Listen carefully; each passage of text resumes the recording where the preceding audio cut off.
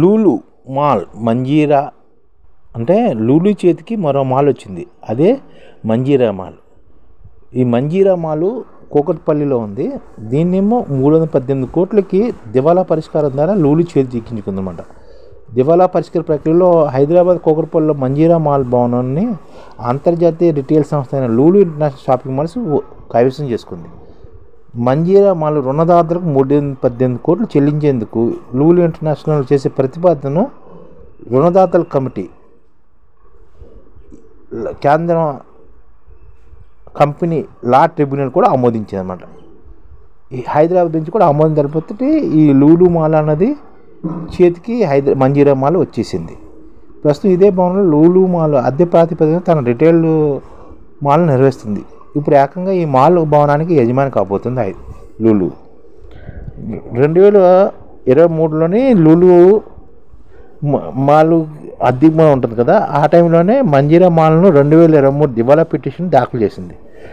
మంజీరా మాల్ను ప్రముఖ పారిశ్రామికవేత్త G Yoganand Manjeera retail holdings పేరుతోటి దీన్ని ప్రమోట్ చేశారన్నమాట. అయితే తనకు చెల్లించాల్సిన 317 కోట్ల బకాయిలను చెల్లించకపోవడంతో రుణదాతలైన catalyst trusteeship limited, Fed bank financial service limited 2023 జూలైలో మంజీరా రిటైల్ హోల్డింగ్స్పై జాతీయ కంపెనీ లా ట్రిబ్యునల్లో హైదరాబాద్ బెంచ్లో దివాలా పిటిషన్ దాఖలు చేశాయి. మొత్తం 49 సంస్థలు ఈ లూలు మాల్ ఛేదించడానికి ప్రయత్నించినప్పటికీ చివరికి 7 సంస్థలు మాత్రమే పోటీలో నిలిచాయి.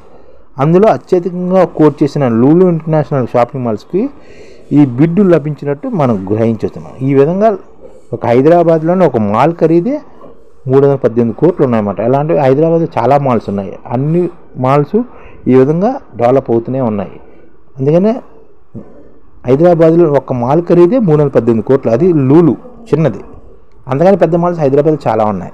టాప్ 10 మాల్స్లో లూలు మాల్ ఈ మంజీరా మాల్ లేదు. అయినా సరే ఇంతకన్నా పెద్దగా ఉన్నాయి. అంటే ఒక్కొక్క మాల్ ఖరీదు 500 కోట్ల దాకా ఉన్నాయన్నమాట ప్రస్తుతం హైదరాబాద్లో చూసుకుంటే.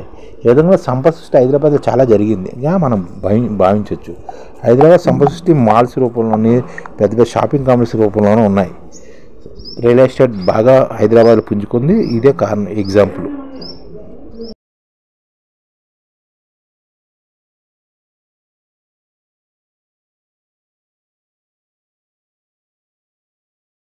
ఈ ఛానల్ ముఖ్య ఉద్దేశం ఏంటంటే మన తెలుగు రాష్ట్రాల్లో 1 కోటి మందికి సంఘటిత రంగాల్లో ఏ విధంగా ఉద్యోగాలు ఇవ్వవచ్చు, కనీస నెల జీతం 30,000 వరకు ఏ విధంగా ఇవ్వవచ్చు, ఏ విధంగా చేస్తే ఉద్యోగాలు సృష్టించబడతాయో వివరిస్తూ ఈ ఛానల్ వీడియోలు వస్తాయి.